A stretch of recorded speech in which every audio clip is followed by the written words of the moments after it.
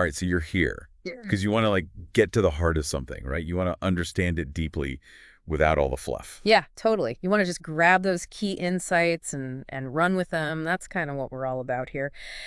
And today we're doing exactly that with a deep dive into this Stray Kids track. It's called Truman, H-A-N and Felix. This is a good one. It's a really interesting one. We've got a lot to unpack. Yeah, and it's great because we've got the lyrics right there in front of us from the official video. Straight from the source. Yeah. Yeah, and we've also got this really cool analytical briefing that's kind of dug into the themes and the message of the song, like a fan perspective or even an analyst perspective, breaking down the core ideas. Yeah, for sure. Yeah. And like what we really want to get out of this, right, is like the most important messages. Like, what are they trying to say here? Yeah. And I think it boils down to this idea of like living authentically, right? Like being yourself, and then also that strength that it takes to do that. And then that kind of connection that Stray Kids have with their fans, it's so powerful. They call their fans stay. Right. And it's like a really tight-knit community. Absolutely. It is. And it's so interesting how they weave that into their music. For sure. Yeah. And it's just so apparent. Like right off the bat, you get the title of the song, Living Real Like Truman. Like, bam, right in your face. Right away. Yeah. And I think we got to unpack that reference a bit because, not everyone's going to be familiar with it. Yeah, it's a pretty specific reference. It is. It's to the film The Truman Show. Oh, yeah. Good one. It's such a classic. And for anyone who hasn't seen it, it's about a man whose entire life is actually a reality TV show, but he doesn't know it. Oh, wow. That's trippy. It's a really interesting concept. And so when they say living real like Truman, it's a powerful statement. It's like they're rejecting this idea of anything fake or put on. Right, like this curated kind of life. Right. Exactly. And especially for artists in the public eye, there's this pressure to kind of maintain a certain image. So this is like them saying, you know what? We're going to be genuine. We're going to be real. Absolutely. It's a big statement. Yeah. And it's not even subtle, is it? Like right after that, they go, I'm the true man. Yeah, there's no messing around there. It's like planting a flag in the ground of authenticity, Boom. This is me. Take it or leave it. And I think you really have to consider the environment that a lot of these artists operate in, right? Like there's so much pressure to cultivate a certain image. So for them to come out and be like, I'm the true man, it's a pretty big deal. Yeah, it's a really bold move. Yeah. It shows that they're committed to being seen as they are, not some manufactured version. Totally. And it's not just about them as individuals either. This idea of being a true man or being real, it kind of connects to this whole theme of embracing who you are, even the parts that maybe you feel are flaws. Yeah, for sure.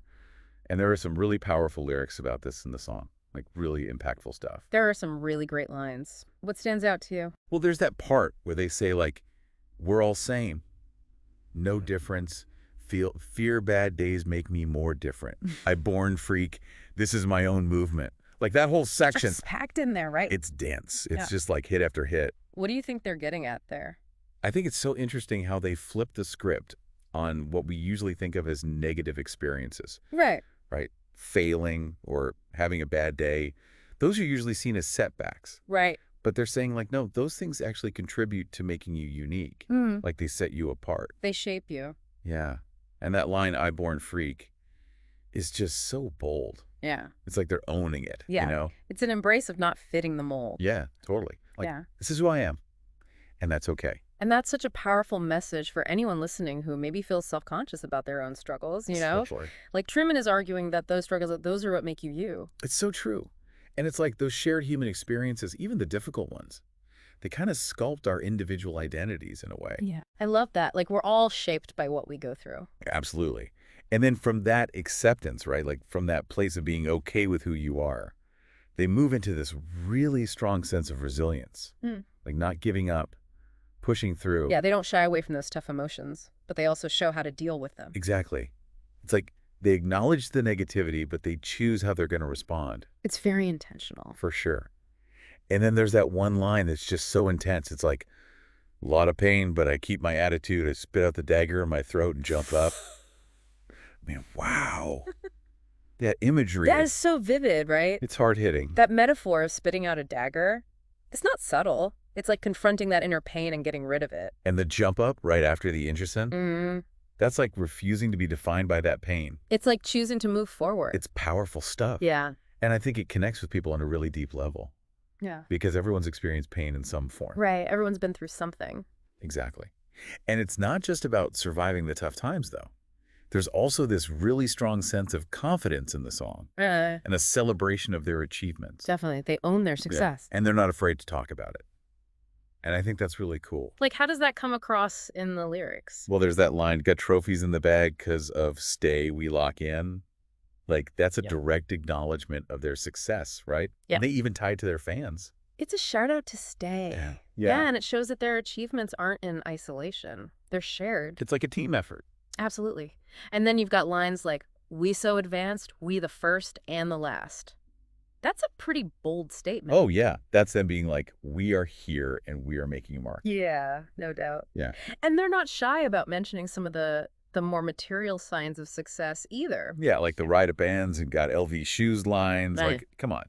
It's interesting because those references to a more luxurious lifestyle, they're kind of like tangible markers of the success they've worked for. Right. Right. It's not just this abstract idea of making it. It's like, look, this is what we've achieved. Totally. It gives it a realness. For sure. But it doesn't feel like it's just about enjoying the perks. Yeah. You know? No, they acknowledge the hard work too. Absolutely. Yeah. Like the line, woke up 5 a.m., Trina catch a plane. We don't waste time. Yeah. That's pure hustle. Yeah, that really pulls back the curtain on the work ethic that's behind the scenes in the music industry. In a lot of industries, really. It's not all glamour. Right. It's a lot of sacrifice and long hours. And then the next line, working our way up, we go. That reinforces that constant drive. Like they're not complacent. They're still striving. Always pushing forward. And I think that drive really connects with the line about taking control of their creativity. You know, no more following orders. Now I make my own rules. Oh, yeah. That's a huge one. It's a statement of independence. It suggests that maybe earlier in their careers they had less say, but now they're in control. They're calling the shots. And that ties back to that core theme of authenticity, right? Totally. Being true to their own artistic vision. Exactly. And along with that self-belief and success, there's also this message aimed at anyone who might doubt them or be throwing negativity their way. Yeah, they don't hold back, do they? Not really. It's a pretty assertive stance. For sure, like lines like, we don't care because we are blessed. That just shuts down the negativity immediately. It's like a statement of inner strength. Yeah. You know, like we don't need your validation. We're good on our own. Exactly. And then it gets a little more colorful, like way out punk. They often yawn, pretending like it's usual, no consideration, empty. Like, that's pretty dismissive. They don't even see the haters. It's like they've moved beyond needing to engage with every bit of criticism. Like it just doesn't faze them. And calling their detractors empty, that implies that they don't see the criticism as having any real substance. Like it's just noise. Yeah, exactly. Empty words. And then it gets even more intense with, I masticate all of my enemies. Call me Pac-Man. I eat up the road. I'll finish you like I eat the last chip. In the bag, like you got nothing to show. Like, wow. That's a lot. That's some serious imagery, right? It's so vivid. The Pac-Man reference is genius. Oh my gosh, it is so good. It's like this image of relentlessly pursuing their goals and overcoming obstacles. And anyone who gets in the way gets eaten up. That's kind of scary, but also kind of awesome. Right. And then that last chip in the bag line, it's just so definitive. Like game over. Yeah, exactly. You're done. We win. It really emphasizes that they're not just ignoring the negativity. They're actively overcoming it. They're rising above. Totally. And we can't talk about this song without talking about the role of stay. Oh yeah, the fans are essential. Absolutely. Like we mentioned earlier, that line got trophies in the bag because of stay we lock in. That's so powerful. It's a direct acknowledgement that their achievements are tied to their fans. That's a shared success story. Exactly. And it really fosters that sense of connection and mutual appreciation that's so characteristic of K-pop, you know? It's a special bond. It really is. It's like a true partnership. So as we kind of start to wrap things up, Mm-hmm. what would you say are the key takeaways from our deep dive into Truman? Well, I think the central theme is this push for authentic living, right? Like using that living real, like Truman idea as a guiding principle. Be yourself. Be genuine. Don't put on a facade. Exactly. And it's not just about accepting your flaws. It's about understanding that those imperfections, those are fundamental to what makes you unique. They're part of your story. Yeah, and that message that struggles contribute to individuality is so important. For sure.